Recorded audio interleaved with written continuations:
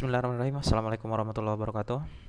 Saya Muhammad Yunus, mahasiswa Universitas Cyber Asia dengan NIM 21040101009 dari kelas IT 701, terkhusus mata kuliah Cloud Computing. Nah, pada kesempatan kali ini saya akan menguraikan hasil jawaban ujian akhir semester saya. Di sini ada beberapa dan langsung saja ke jawabannya. Ke yang pertama yaitu penjelasan tentang software as service ya atau SaaS. Nah, SaaS adalah model penyampaian perangkat lunak di mana vendor menghosting aplikasi dan membuatnya tersedia bagi pelanggan melalui internet. Pelanggan dapat mengakses aplikasi melalui browser web tanpa perlu menginstal atau memeliharanya sendiri. Nah, SaaS ini biasanya dibayar berdasarkan langganan dengan biaya yang bervariasi tergantung pada fitur yang digunakan dan jumlah penggunanya. Nah, contoh SaaS di sini ada Microsoft Office 365, Salesforce, Google Suite, dan Dropbox. Nah, keuntungannya apa? Biaya awalnya yang rendah, kemudian mudah digunakan dan diakses,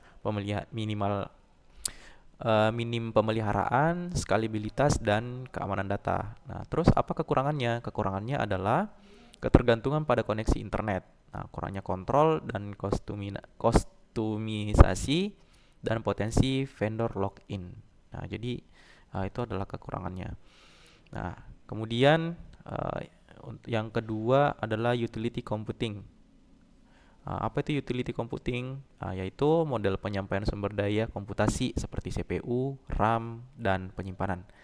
Sebagai layanan, mirip dengan cara utilitas seperti air dan listrik disampaikan. Pelanggan dapat memesan sumber daya yang mereka butuhkan dan hanya membayar apa yang mereka gunakan. Utility computing ini menawarkan skalabilitas dan fleksibilitas yang tinggi dan dapat membantu bisnis menghemat biaya. Contoh utility computing itu ada Amazon Web Service atau AWS, ada Microsoft Azure, dan Google Cloud Platform. Nah, apa keuntungannya utility computing ini? Nah, biayanya hemat, terus skalabilitas, fleksibilitas, dan keandalan. Kekurangannya adalah kompleksitasnya, ketergantungan pada vendor, dan keamanan data. Terus selanjutnya ada integrated network. Apa itu? Yaitu jaringan yang menggabungkan berbagai jenis teknologi jaringan seperti Ethernet, Wi-Fi, dan seluler. Untuk menyediakan konektivitas yang mulus bagi pengguna, jaringan terintegrasi dapat digunakan untuk menghubungkan berbagai perangkat seperti komputer, smartphone, dan tablet, dan dapat digunakan untuk mengakses berbagai layanan seperti email, internet, dan aplikasi cloud. Nah, contohnya ada jaringan kantor yang menggabungkan Ethernet dan Wi-Fi, jaringan seluler yang menggabungkan antara 4G dan 5G, dan jaringan IoT yang menggabungkan berbagai jenis sensor dan perangkat. Keuntungannya yaitu konektivitasnya yang mulus, skalabilitas, keamanan, dan fleksibilitas. Terus kekurangannya apa? Kompleks, kemudian biayanya yang tinggi, dan dari segi keamanan datanya yang kurang. Nah, terus selanjutnya mengenai arsitektur network hybrid cloud computing. Nah, hybrid cloud computing itu menggabungkan dua atau lebih infrastruktur teknologi informasi, yaitu public cloud, private cloud, dan on-premise. On-premise ya. Arsitektur network hybrid ini atau arsitektur network cloud hybrid ini dirancang untuk menggabungkan semua infrastruktur secara aman dan efisien. Nah, ini adalah gambarannya. Yaitu pertama ada koneksi. Nah, koneksinya itu berupa VPN atau Virtual Private Network yang menyediakan koneksi terenkripsi dan aman antara private cloud dan public cloud. Kemudian ada direct connect atau koneksi langsung, yaitu menyediakan koneksi yang dedicated dan berkecepatan tinggi antara on-premise dan public cloud. Terus ada internet. Internetnya dapat digunakan untuk menghubungkan semua infrastruktur, tapi ini opsi yang tidak aman. Terus komponen networknya apa? Ada router. Router ini mengarahkan traffic jaringan ke tujuan yang tepat. Kemudian ada firewall. Firewall ini melindungi semua infrastruktur dari akses yang tidak sah. Kemudian ada load balancer. Load balancer ini mendistribusikan traffic jaringan ke beberapa server untuk meningkatkan kinerja dan keandalan.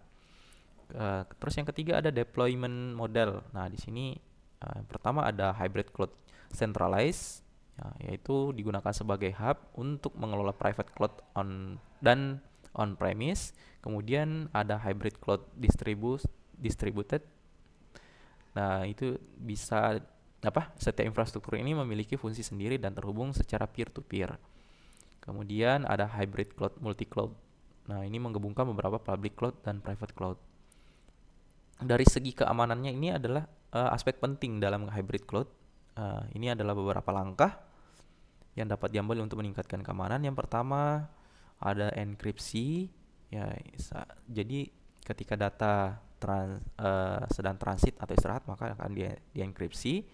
Kemudian ada autentikasi dan otorisasi, yaitu digunakan untuk gunakan autentikasi multifaktor dan kontrol akses berbasis peran untuk membatasi akses ke infrastruktur. Kemudian keamanan selanjutnya yang bisa digunakan adalah monitoring, yaitu untuk memantau jaringan secara konstan untuk mendeteksi dan menanggapi ancaman. Nah, ini adalah gambarannya. Ini ada private cloud-nya, ada kemudian ini ada virtual private cloud. Nah, ini adalah gambaran arsitektur dari network hybrid cloud. Lanjut, di sini ada lagi faktor yang mempengaruhi dalam implementasi cloud computing. Nah, di sini saya merangkum ada 4. Yang pertama ada dari segi keamanan. Nah, kenapa keamanan? Yaitu karena keamanan ini adalah salah satu faktor terpenting dalam implementasi cloud computing. Nah, perusahaan itu memang harus memastikan bahwa data mereka aman dan terlindungi dari akses yang tidak sah. Hal ini dapat dilakukan dengan menggunakan berbagai metode keamanan seperti enkripsi, autentikasi, dan otorisasi. Nah, untuk sistem cloud computing memang yang sangat berpengaruh. Yang pertama adalah yang pertama itu memang harus diperhatikan adalah keamanannya, karena ini data kita tidak berada di tempat kita sendiri. Artinya datanya itu disimpan di tempat lain. Nah, terus kemudian yang harus diperhatikan atau yang berpengaruh dalam implementasi itu adalah kinerjanya. Nah, kinerjanya di sini adalah faktor yang harus dipertimbangkan. Misalnya perusahaan harus itu memastikan bahwa aplikasi mereka itu berjalan dengan lancar dan efisien di cloud. Nah, hal ini dapat dilakukan dengan memilih penyedia layanan cloud yang memiliki infrastruktur yang andal dan scalable. Kemudian faktor yang mempengaruhi selanjutnya adalah biaya. Nah, ini penting yang harus dipertimbangkan oleh perusahaan. Perusahaan harus memastikan bahwa mereka mendapatkan nilai terbaik untuk uang mereka. Hal ini dapat dilakukan dengan membandingkan harga dari berbagai penyedia layanan cloud dan memilih opsi yang paling sesuai dengan kebutuhan mereka. Kemudian masalah kepatuhan. Nah, perusahaan itu harus memastikan bahwa mereka mematuhi semua peraturan yang berlaku. Hal ini dapat dilakukan dengan memilih penyedia layanan cloud yang menawarkan layanan yang sesuai dengan peraturan yang berlaku di negara atau tempat perusahaan beroperasi. Nah, selanjutnya implementasi cloud computing yang sukses. Nah, untuk implementasi cloud computing yang sukses dapat membantu perusahaan menekan biaya dan meningkatkan sistem perkembangan. Nah, ini beberapa manfaatnya nih dari implementasi cloud computing yang sukses. Yang pertama, ada pengurangan biaya. Terus yang kedua, ada peningkatan skalabilitas. Yang ketiga, ada peningkatan kelincahan.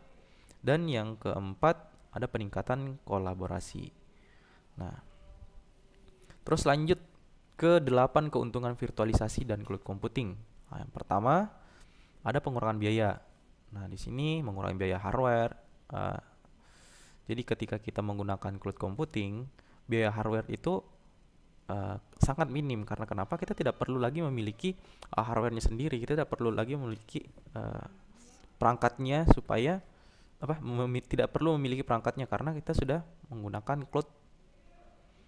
Ya, ini servernya itu tidak berupa fisik lagi. Kita sudah menggunakan server virtual.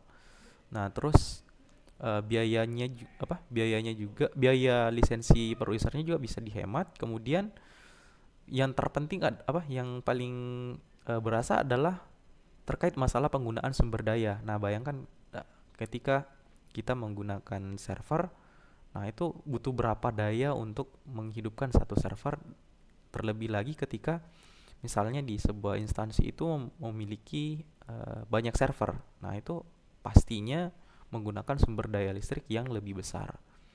Kemudian peningkatan efisiensi. Nah, sudah jelas di sini efisien karena itu mempercepat deployment aplikasi dan server, terus meningkatkan skalibilitas dan fleksibilitas IT, kemudian mempermudah manajemen dan backup data. Terus yang ketiga, keuntungan yang ketiga itu ada ketersediaan yang tinggi.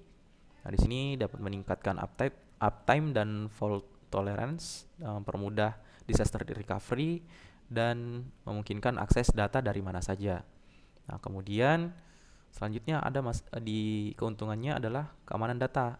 Nah, di sini meningkatkan keamanan data dengan isolasi dan enkripsi.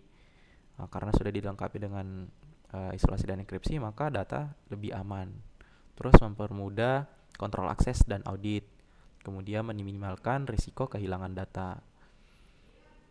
Nah, kalau misalnya kita menggunakan cloud computing, terus tiba-tiba eh, sebuah perusahaan atau sebuah instansi mengalami eh, kejadian alam atau musibah seperti kebakaran atau gempa yang sehingga membuat perangkatnya rusak, nah datanya itu masih bisa di backup karena sudah ada di cloud.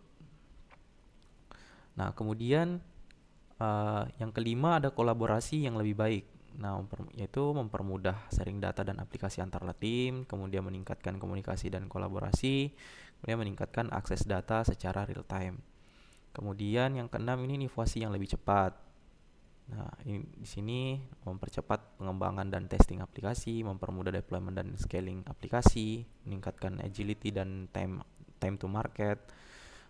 Terus yang kemudian selanjutnya, keuntungan selanjutnya adalah ramah lingkungan. Nah, ramah lingkungan mengurangi konsumsi energi dan emisi karbon, meningkatkan efisiensi penggunaan sumber daya dan meminimalkan penggunaan hardware. Kemudian yang kedelapan, aksesibilitas global. Nah, ini memungkinkan akses data dan aplikasi dari mana saja, meningkatkan mobilitas dan fleksibilitas kerja, dan mempermudah ekspansi global. Nah, selain keuntungan pasti ada kekurangan juga. Nah, kekurangannya di sini atau kerugiannya itu ada 3 di sini. Virtualisasi computing itu kompleksitasnya itu membutuhkan keahlian teknis untuk implementasi dan manajemen. Terus meningkatkan risiko keamanan dan konfigurasi yang salah. Kemudian membutuhkan infrastruktur jaringan yang lebih kuat. Kemudian yang kedua, ketergantungan pada vendor. Nah, kerugian sini kita akan terikat pada layanan dan infrastruktur vendor cloud. Jadi kita akan selalu terikat dengan vendor. Kita tidak bisa terlalu banyak berinovasi mungkin di dalamnya. Nah, terus memicu vendor untuk login dan kesulitan berpindah vendor. Jadi ketika misalnya vendornya sudah nge-lock kita, ya sudah, kita akan menggunakan layanannya itu terus. Kemudian menimbulkan risiko keamanan dan privasi data, ya karena vendornya tahu punya kita, jadi data-data kita itu bisa dia akses. Kemungkinan besar dia bisa mengakses data-data kita karena mereka lah yang memiliki perangkatnya. Nah, kemudian yang ketiga itu biayanya tersembunyi. Nah, yang mana yang dimaksud di sini itu biaya bandwidth dan konektivitas internetnya bisa saja menjadi tinggi. Kemudian migrasi data dan aplikasi bisa signifikan, dan biaya support dan maintenance-nya yang bisa lebih mahal. Oke, demikian untuk soal ujian atau jawaban ujian dari mata kuliah Cloud Computing. Sekian dari saya. Bila ada kesalahan mohon dimaafkan. Assalamualaikum warahmatullahi wabarakatuh.